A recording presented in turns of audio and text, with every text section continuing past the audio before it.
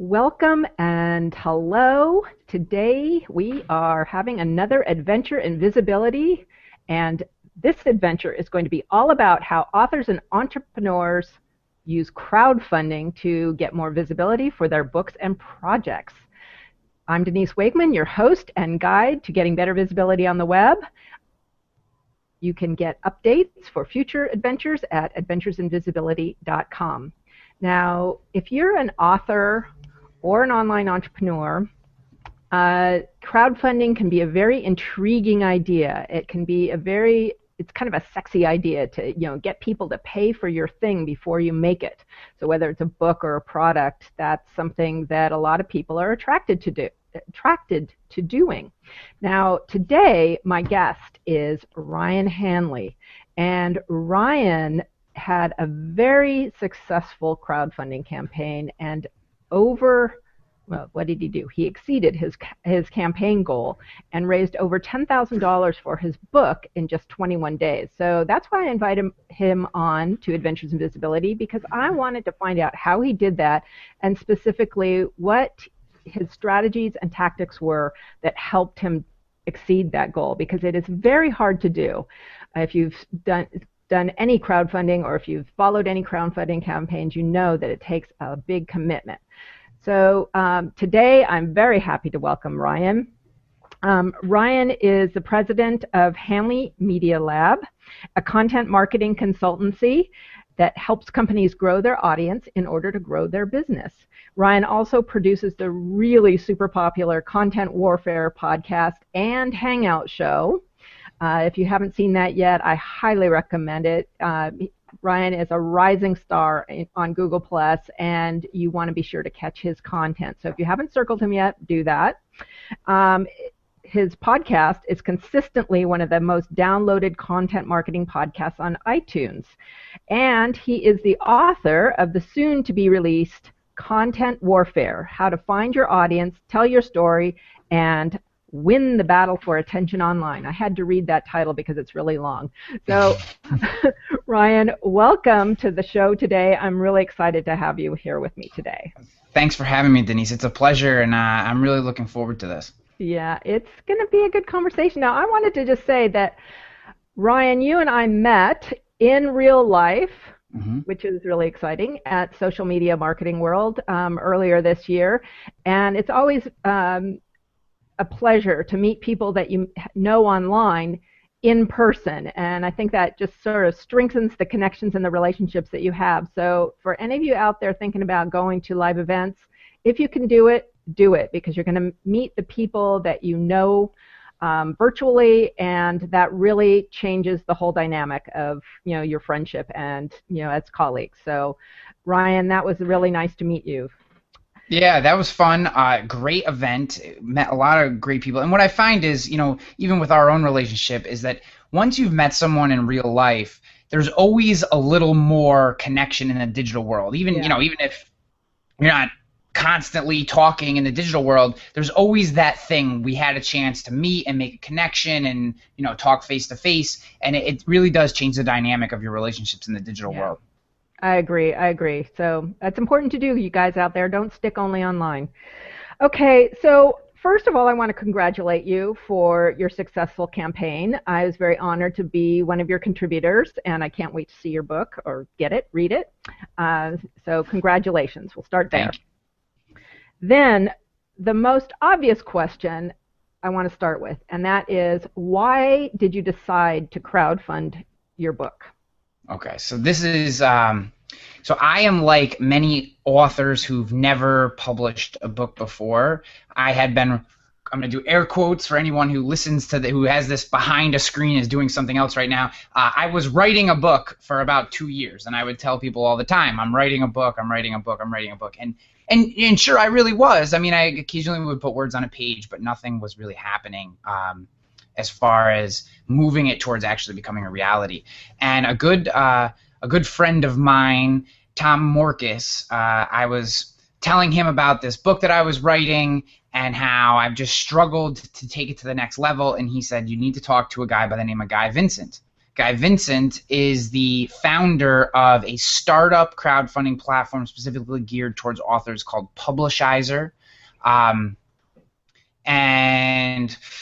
I just said, okay. So I took the phone call. We spent an hour and a half on him. I fell in love with both his attitude towards self-publishing. He calls it hacking self-publishing because you're raising funds to kind of do self-publishing in a very professional manner.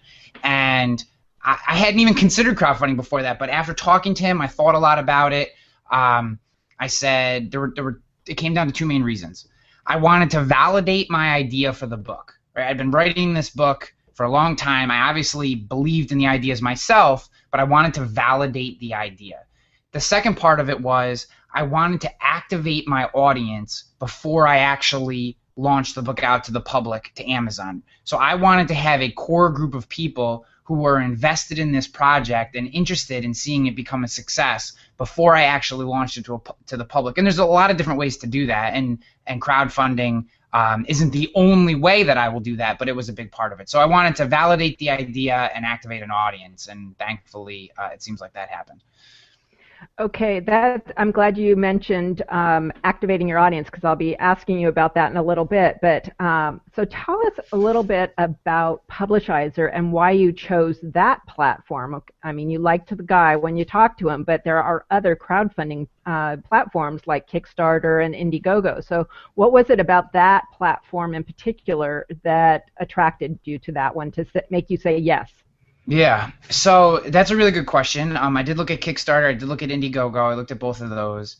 What I liked about Publishizer is that Publishizer, so maybe it wasn't the best, and we discussed this a little bit in the green room, maybe tactically using Publishizer was not the best decision for me from a total amount of contributions that I could have possibly gotten. I'm completely aware of that fact, that Publishizer is a startup. And in that, and what Denise and I were talking about in the green room was the fact that Kickstarter has a built-in fan base, a built-in audience that is agnostic of any particular project, right? So a lot of people just go and peruse Kickstarter for interesting ideas, cool ideas, new books that they want to support, things they want to be part of, and they actually look for things to support. That is not the case with Publishizer because it's relatively new. I think there's only like something close to around 100 books have been produced through Publishizer platform so far. So it wasn't that. It was more the idea that Publishizer kind of embodied, and Guy himself, the founder, embodied the idea of, and the energy and the enthusiasm of what the content warfare book was really all about, was building an audience, having this story around it. Guy's got this whole story about he used to be in the publishing world, and he really wanted to help authors who were struggling in that space, so he wanted to build a platform specifically geared for authors, and he has a lot of insight in that world. And I just really became enamored by the fact that this platform fits the message that I'm trying to get out into the world through my book, and I just felt like it was kind of serendipitous, and so I decided to go that route. So does Guy Vincent also provide, in the background, provide guidance and support? Yes, to that was a big part of authors? it. Yeah, it was that, things like, hey, we're 10 days out, like you need to get me your video so we can have that up, and I would bounce ideas off him for things that I thought would be good ways of driving traffic to the page, and he would say, well, we've had someone do that didn't really work, or maybe you should try spinning it this way, or here's something that seems to have some good traction, think about doing that. Like one of the things he really wanted me to do that I didn't end up doing, mostly just because I got a little overwhelmed towards the end, was like a slide share presentation. So one of his ideas was, hey, take some of the best quotes that you have in the book so far, pull people through the like 30,000 foot narrative using a SlideShare document. That's a really good way to give people a deeper understanding of what the book is and generate some support and give them a new kind of shareable product that helps drive engagement. And I wish that I had done that. I hadn't thought about it. That was his idea. And in his perfect world, I would have done that for the book. But that was a big part of it too, was that I felt like I was getting very personalized service throughout this process. I mean, I don't know if as his platform grows, he'll always be able to do that, but right. For me, and I know for any author that gets in now with him, you get that and his expertise, and I found it to be invaluable in my success. Okay, well, I think that is also something that, anybody is going to be looking for is a guide on the way, because crowdfunding is a very complex piece of the puzzle for promoting something. So you talk about 3 steps to successfully crowdfund a project, and you mentioned one of them initially, which was activate your audience. What are the other 2 steps? And could you tell us a little bit about each of them and how they work? So the first step is the most important step to crowdfunding. This is a must-do before you even consider crowdfunding, maybe on every platform except for Kickstarter, and I'll get to why that's the case. The very first step to successfully crowdfunding any project, a book, really to launching anything, is you have to have an audience first.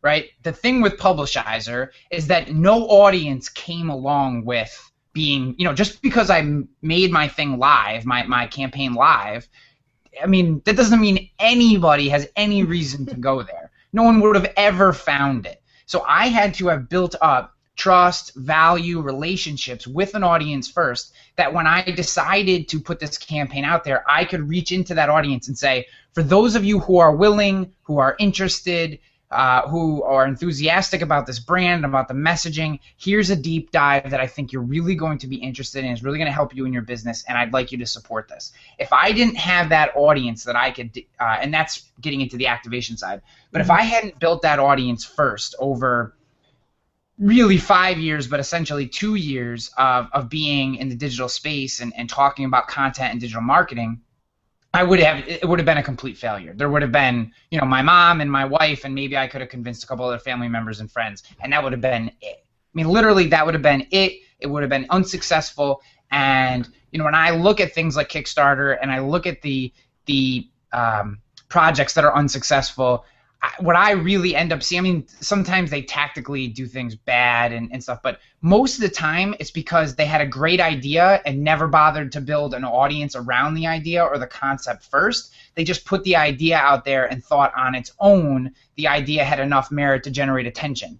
Right. You need to have an amazing idea that is just so timely, and almost it's like it ends up being fortuitous that process works. That is the exception, right? We read about some of those exceptions. Someone threw something up on a whim and bam, all of a sudden it's funded and then it's a that never happens, right? That's the New York Times article that's once in 5 years they write about. Mm-hmm. That is not the case for most projects. Most projects have a built-in audience that generates the initial buzz, and then that gets you to activation, which is you build this audience, you then bring them in, and we can talk about some of the tactics to do that if you want. And the third step is ultimately empowering them to share, and a lot of that has to do with giving them good messaging, giving your audience good messaging, giving them things like images or video that they feel is a good representation of themselves, that they are comfortable sharing with their audience, which then expands your message, and that's kind of the virality of a crowdfunding campaign. But those are the 3 kind of 30,000-foot steps that you have to go through to be successful. So you have to build your audience, activate your audience, and empower them. Empower your audience. Yes. So, I would say that, many authors call, the build your audience phase, that's building your platform. And I work with a lot of authors too, and that seems to always be where the weak spot is that the author wants to write the book, but they don't have an audience yet.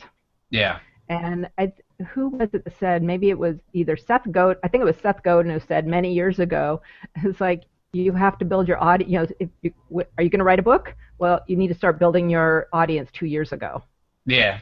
You know what that is? It's the idea of being a technician versus a business person. Right, this happens in every industry across the board. When an author doesn't want to build their audience, they're a technician. They want to write books, and that's perfectly fine. And but what that author has to understand is that if you are going to be a technician, which means you're just going to write books and focus on that, you are going to have to pay someone for their audience in order to get your book to where you want it to be, which is why so many authors have to lean on traditional publishing, because they're saying, I am unwilling slash unable to build an audience, so I am going to give up the vast majority of my profits in order to take the audience that this publisher should have, most time doesn't, and take their audience, right? Where the reason self-publishing works and the reason self-publishing is really being taken on by storm are the authors who are saying, I'm willing to put in the work to build the audience first, because once I have the audience, I don't need the publisher, because my audience is going to get me the initial momentum I need to then reach out to broader and broader concentric circles of audiences and ultimately make my book a success. Look at Joanna Penn, right? I mean, Joanna Penn is, first of all, she's intelligent. She's very intelligent, very witty, very funny, and a good writer. But she has built multiple audiences and multiple spaces that she can call upon for all her different books at any time to help support her, and has become a bestseller and all these different things, self-publishing. So, I think that it really is the technician versus the business person idea. I think that's beautifully put. Beautifully put. And it's definitely a roadblock for a lot of people who want to get published. So thank you for bringing that back to the forefront, because I feel like I'm constantly banging that drum, and people just don't want to put in the work, really, and that makes me wonder if they're really serious about what they're doing. But that's another. I think it can be serious. I mean, I'm 100%. There is nothing wrong with being a technician. What you can't be is a technician who doesn't then want to pay for someone else's audience. That's what you can't be. Right? That's the unsuccessful author who's constantly complaining about traditional publishing and all these things. Is they just want to write, but they don't want to then pay for someone else's audience. You have to get an audience from somewhere. You either build it yourself or you pay for someone else's. That's how the game works. I mean, that's how life works, really. So you can be serious about your business and be like, I just am completely comfortable with paying someone else to bring their audience in to buy my book. And that's a completely fine way to do it. You just have to be okay with that. Right, right. Thank you. Thank you for that distinction. Okay. Sorry, I didn't mean to jump in there. I was on my soapbox and I hadn't jumped down yet. That's fine. And you're absolutely right. And I guess where I was coming from is that usually the conversation revolves around, and I don't want to pay for it. Yeah. And then that person is not much money. Yeah, then I agree with you. Yeah. That person is not serious, and I don't mean to be, but if that client, that person is not serious about and I get this in the insurance industry, right? So a big part of my work is doing consulting for insurance industries, helping them with content marketing, and I get the same thing. We want to be on digital marketing, we want to have a blog, we want to do these different things, but we don't want to pay for it. And it's like, then you're not really serious, because you either have to do it yourself or you have to pay for it. Those are your only two options. You can't not pay for it and have someone else do it. That's not the way that this works. Exactly. I want to bring in a question that came up. Let me just. Okay, come on. There we go. Okay. Matt Rouse posted this early on, when I first posted this event, and it's a good question. I want to make sure that we don't miss it. Would you suggest crowdfunding on multiple platforms at once? For example, aiming for your goal on Publishizer, but running small goals on Kickstarter or Indiegogo at the same time? And my personal opinion. Yeah, go ahead. No, sorry. I was going to say, you did mention that you have an opinion on this, so that's why I want to make sure we got it. Yeah, my opinion is that's probably a bad idea. And the reason being is it's confusing, right? Like, so say I am interested, say Matt writes a really great book on SEO, and I'm really interested in supporting his project because I know that he knows his stuff. And then, he says, well, you can get it here, you can get it here. And then I'm like, oh, well, why all these different places? That doesn't really make sense to me. Which one? Now I'm trying to figure out, like, what if you hit your Publishizer goal right away, but then your Kickstarter goal is low, and now you're like, well, no one go to Publishizer anymore, now you need to go. Just focus all your attention on one platform, right? Like, this thing is hard enough. Maybe if you're amazing at this and you have a tremendously large audience and you're just trying to test something that you know is going to get through anyways because your audience is large enough, maybe. But for the most people, it is hard enough to get this goal reached that no matter what your goal is, whether it's $10 or $10,000, that I would just focus on one platform, focus all your attention, have your story there, make it a really good representation of the project that you're hoping to complete, and focus all your attention in that one space, because I think that it's just confusing. It's going to be confusing for you, because what's going to end up happening is people, what you find with crowdfunding is that it's a snowball. It completely follows the snowball running down, going down the hill analogy, right? Like you need all this momentum to get it going, which is what happens. You launch, you have your first day, and you get a ton of contributions, and the snowball starts rolling. But what happens is in the middle of this thing, it really bogs down. Like, it is incredibly hard to get someone to contribute, like if you're doing a 30-day campaign at day 15. It's just hard because the person's going, I kind of missed the initial momentum, and there's still 15 more days, so I'll just do something else.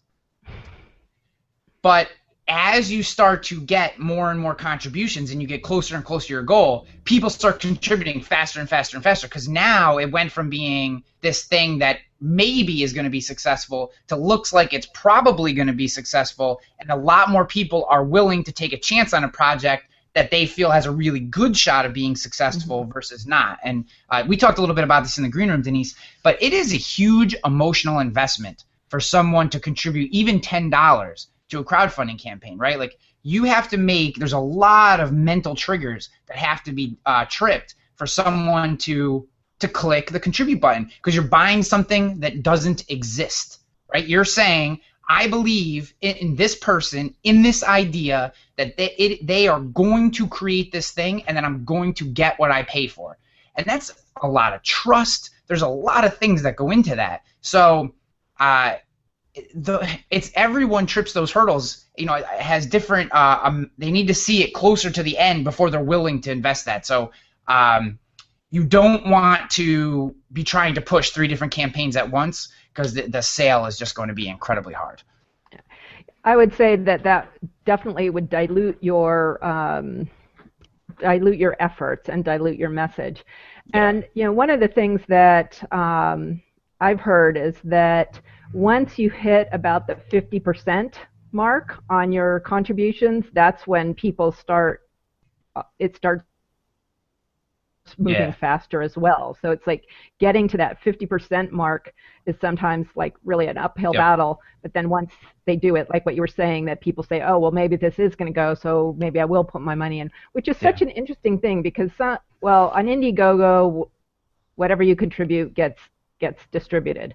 But on Kickstarter, the campaign doesn't get funded unless it meets its goal. So there's no risk really to the person making the contribution. The real only risk is that it doesn't, that it gets funded, but that the person doesn't complete their project. But think about the emotional letdown in the contributor if they contribute to a project that doesn't come through, right? Like, this is a huge wow, I'm going to butcher this word, psychology thing, right? Like, this is big time. Like, people smarter than me understand why people decide to make decisions and stuff. But if you contribute to something, even $25 for a hardcover, if that then doesn't happen, it's a letdown, because it took you so much to contribute that $25. You had to watch the video and read the synopsis and look at the table of contents and look at all the little graphics and see what the comments are before you finally decided to contribute. And then to have it not be successful, you're like, ugh. I was all jacked up for that thing to happen, and now it didn't happen, and it's a letdown. So, and a lot of people don't realize that, because Publicize is the same way as Kickstarter, a lot of people do not realize that their money gets refunded to them if it's not successful. A lot of people don't realize that. Oh, okay. Yeah, I didn't know that either. Because I had a lot of people email me and say, what happens if you don't hit 10,000? And I was like, you get your money back. Yeah. They're like, oh, well, I better share this then. Yes, you should. Yes, you should. Absolutely, you should. So that's a good segue. I like that segue, because I would like to know, I know you employed a lot of different tactics to attract people to the campaign, but could you talk a little bit about maybe the top two or three tactics that you use to activate and empower your audience? Yes. So the first one is the same across anything that we do ever, and that's email marketing. Being able to put an email together and send it to a list of people who believe in you gets them going. So email is huge. Let's see. Not only is it a lot. That's all right. Go ahead. Yeah. Sorry, I was just reading Shannon. Yeah, Shout out to Shannon. I'm a fan of Shannon. Yeah. Okay, so email marketing is huge. You have to put together and be willing to ask your audience who has subscribed to you by email to support you.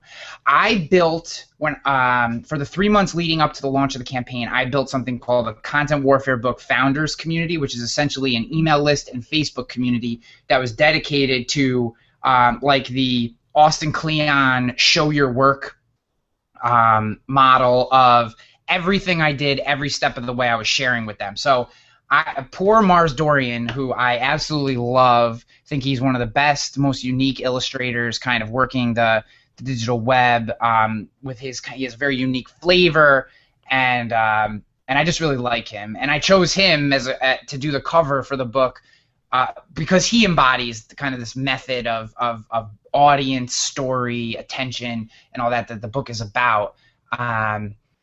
He did 10 covers for me. I made him do 10 covers.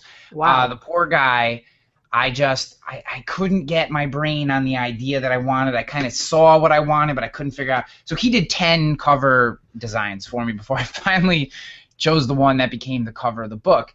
And I shared every single one of those covers with that community. So here's my thoughts on this. This is why it's not working for me. What do you see? And I got tons of feedback, and the people, there's about 179 of them on the launch day, people that joined that community. And basically what they said was, I'm going to allow you to directly market this project to me in return for you giving me kind of backstage access and some additional things that they'll get that other supporters won't get because they subscribe to that group.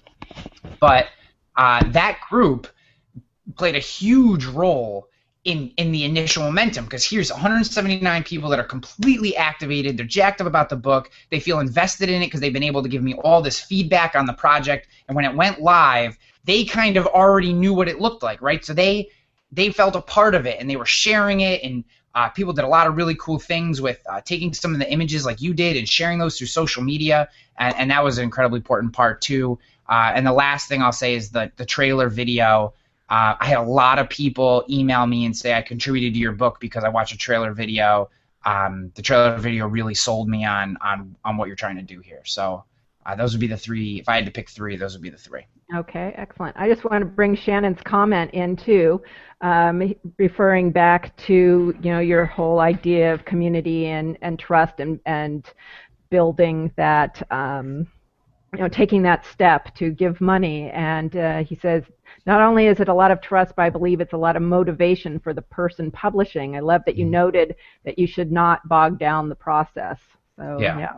So yeah, it is too. I mean, I tell you, I say this all the time on my show, but like feedback, comments, and stuff, like Content Warfare show, the podcast, like I do that completely for free. Like I don't have a sponsor. Occasionally I get people who contact me for speaking engagements. That's not really why I do it. I do it because I love the audience and I love the work and I love interviewing. And when people give you feedback on something, it's like rocket fuel. And that's what it felt like. It like really got me going, because people are like, oh, I love this or I like that.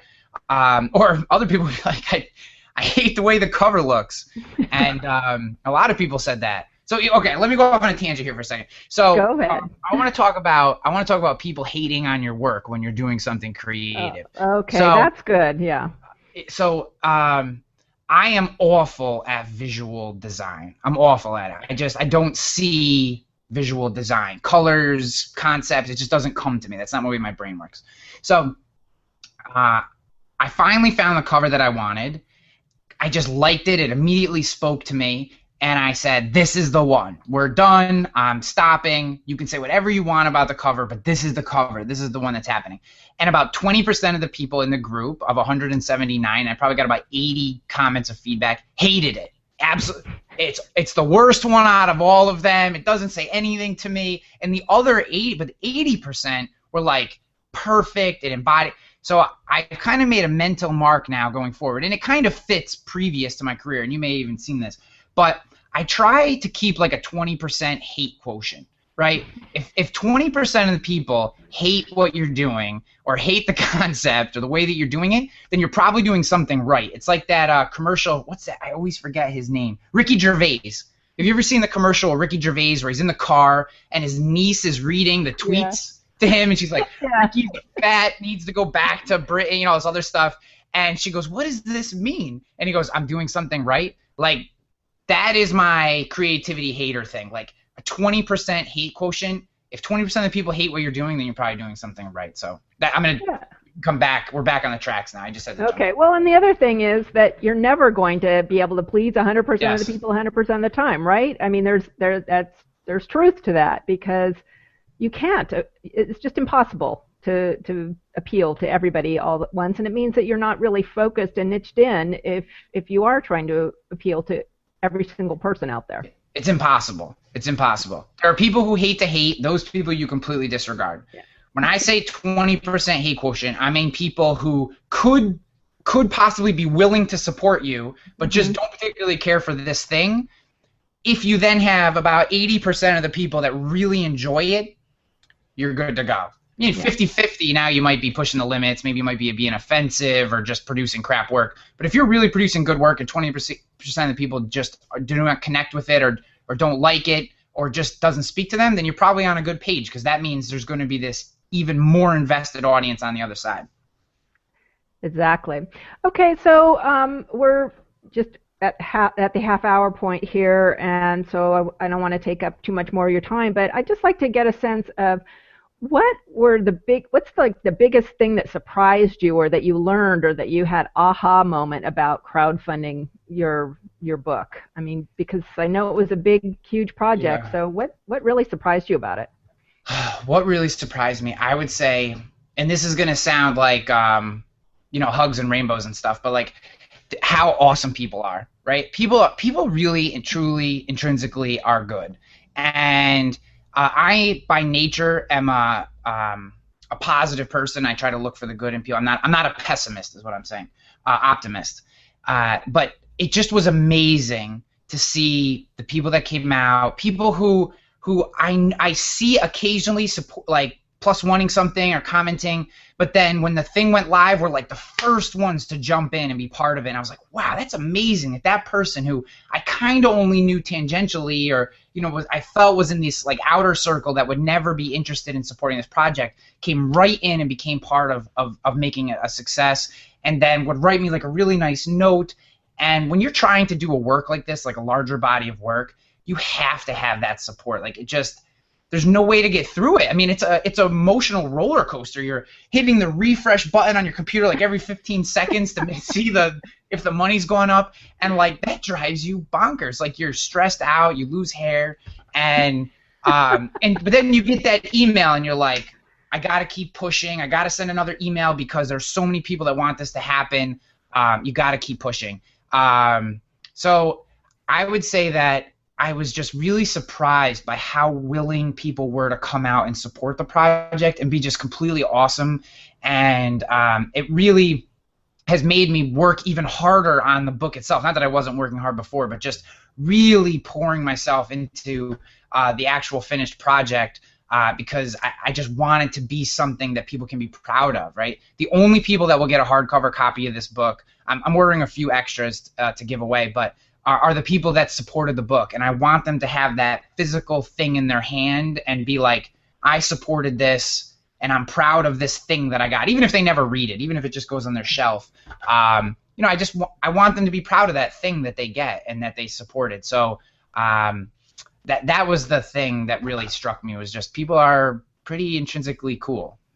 Excellent. I would say that that's true too. And the thing is that you have built a fan base. You've built a community of people who love what you do, and you've been working on it for a long time. And so when you said, okay, now I have an ask, people gave. So, that doesn't surprise me that people supported you.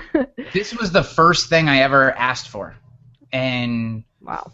5 years of, first 3 years were very hobbyish. The last 2 years have Hmm. been much more focused. This is the first thing I ever asked for, so I'm very happy. I just couldn't. I feel blessed, I guess is the best word, that I have this community and all these people, and I just enjoy them so much. Excellent. So when is your book going to be published? So it looks like I said at the beginning of September. It looks like the end of September, mostly because I went back in and changed a few things when I said I really wanted to make it really valuable. I kind of reinvested in a few sections that took me a few extra, like 3 or 4 days, and it's amazing how like 3 or 4 days on a section ends up stacking on top of each other, and now all of a sudden you're about 2 weeks behind. So it looks like the end of September will be everyone they'll be shipped. The books will be shipped out, and then soon after that, so maybe like the beginning of October, we'll launch on Amazon and all those network platforms and get the book out to the public for ordering and stuff. That's so Hopefully cool. That's before not that far away. And No. can folks still pre-order the book or not? Yeah, so technically you can, but it's a very manual process. If people want to email me, the only real way to do it is just, PayPal, whatever the amount is. If you want a hardcover, it's $25. You can PayPal me. I'm just keeping a list and send me your address. And if you're uncomfortable doing that, and you don't want a hardcover, you can just wait. And I'm completely cool with that too. I know it feels a little janky to send someone a PayPal payment, so I don't want to make anyone feel uncomfortable. So I have had a couple people do that, and I'm very glad for them, and they'll get a hardcover because, like I said, I'm ordering some extras to give away, so I'm just gonna give one of those copies to those people. But yeah, if you're not interested in a hardcover, then you can just if you want to just wait till it comes live, then that's probably the best way to do it. So it'll be a Kindle book? Yeah, so it'll be a Kindle ebook. I'm gonna use CreateSpace for a soft cover copy, and there's also gonna be an audio book, so you'll get to hear my my dulcet tones come through your earbuds for I think it'll probably take, counting how many words there are, about 7 to 8 hours to read the whole book. So unabridged. Good. And where can people get more information about the book and about you? Where should they connect with you? If you're interested in the book, contentwarfarebook.com is the best place to get more information on the book. You can actually download an excerpt from the book. I used to call it a chapter, but it's actually like 9% of the book. It's a little over 6,000 words is the excerpt. So it gives you a really, maybe more than anyone wants, but to chop it up would have seemed weird because it all connects in a concept. And if you don't like that excerpt, then you won't like the book. It really is a good representation of what the book will be. You can get that and get on an email list to be notified when we launch to the public at Content Warfare Book. And if you want more on me, just go to ryanhanley.com. That is the best place to connect with me, or on The Plus, which is where I spend most of my social media time. Okay. Now, the last question. This doesn't have anything to do with your book, or, well, it might have something to do with your book, but because this is about adventures and visibility, I would like to know if you would be willing to share your most memorable adventure, whatever kind of adventure it is. Okay, so this is completely non-digital marketing, and people may not be interested in this, but when I was 20 years old, myself and 6 of my buddies, we were going to college in University of Rochester. We jumped in a conversion van and drove 16 straight hours due south to Talladega, Alabama for the Talladega 500 NASCAR race. I don't know anything about NASCAR. I've never been interested in NASCAR. I was literally just going because I was a college kid and I wanted to go out. It sounded like a cool trip, right? So we're driving 16 hours. Here we are. We're all Northerners, like upstate New Yorkers, as Northeast as it comes with the accents that come along with that. And we pull into an IHOP in Talladega, Alabama, which is not a big town if you haven't been there. And it was like the music stopped. It was like, and literally plates stopped clinking. Everyone turned and looked like, it was like they knew, like, one of these things does not belong here. And the waitress comes up to me and she goes, and I can't do a Southern accent. She's like, "What you boys doing here?" You know, and we're like, and I said to her, I go, "We're here for the race." Music starts back up. People go back to eat. I'm not kidding you. That's how this went down. Like, it was so obvious that we were not from the South or like traditional NASCAR fans that these people had no idea what to do with us. And then once we said we were going to the race, they like, "Okay, you can come in." And it ended up being a really, really wild experience that is probably inappropriate for a PG show. But just the experience, it was the first time I had ever done a super long road trip like that. And it was like going to another country for a 20-year-old from the north who had never been past the Mason-Dixon line. Getting out of a car was like being in a time machine or like being teleported someplace else. Nothing against the South. I love the South. It just at that point in my life was like this completely ridiculous thing, and it ended up being a blast. And I don't think I've ever been to another NASCAR race, but that race itself was a lot of fun. And it was NASCAR is kind of like going to a different place in the world when you step into the track. So that's just an adventure that I'm here. Yeah, well, that's great. That's great. And, the reason I ask is because, it's nice to get, some other perspective of, my guests and what they've done and what's made an impact on them in their life. So thank you for sharing. I don't know how much positive impact that made in my life, but I'm pretty much down to do anything just about once. So. Okay. NASCAR. I may not be re-racking NASCAR, but I'll always have that story. Well, I've never seen a NASCAR race myself, so, thank you for sharing that with me. That gave me a sense of Talladega. So thank you so much, Ryan, for being here with me today and sharing your experience with crowdfunding and self-publishing your book. I'm really excited about seeing it when it comes out and reading it, of course, and seeing how you do your launch, too, because you've probably learned a few things about launching a book now, too. That's like phase 2. Now that you funded it, now you get the launch phase. So it's funny. I didn't even mention that, but the thing about crowdfunding is that you essentially have to do 2 launches. You have to launch crowdfunding, finish up your crowdfunding campaign, and then launch again. So I don't want to take up any more time. I just want to give this little tiny. Right. At the end of the crowdfunding campaign, when I saw that it was pretty much going to be successful, right? I kind of had a feeling for that, like the last few days. Mm-hmm. I started pulling back favors, right? Like, how you like ask people for, let me be on your show, let me do this, can you do this, can you send this out? I started being like, hey, do you mind holding off on that till September? Because you don't want to use up all your favors on the first one, now that you knew it was going to be successful. So it is kind of a delicate balance. Like, how many favors do you use up in the crowdfunding campaign? Because then you need to ask for more favors when you get to the actual launch of your product. And thankfully, it's all about having a great network and knowing people like yourself and all the people that we make connections with. When they have something, you help them. When you have something, they help you, and everybody does well. So that was a very interesting little thing. That gets probably point A or point B to things that I learned about crowdfunding is you have to be very careful about which favors you pull when. Well, that's a good point. That's a good point. And absolutely, it is 2 launches because, of course, you want more people to buy the book, right? Yes. That was just the initial group. Now we want to go for the world, right? Yeah. So anyway, I'm really looking forward to seeing how that all plays out, and I wish you all the best for that. And I'll be watching you. Remember, folks, you can get notice of my next Adventures in Visibility by going to adventuresinvisibility.com. What am I talking about in 2 weeks? I believe we're going to be talking about podcasting, so that's a pretty hot topic too. So go to adventuresinvisibility.com to get notice, or you can request to be in my Adventures in Visibility notification circle here on Google+. And again, Ryan, thank you so much for spending your time with me this morning. This morning for my time, this afternoon for you. And I wish you all the best and all the luck with Thank you so much. Project. It was an absolute pleasure.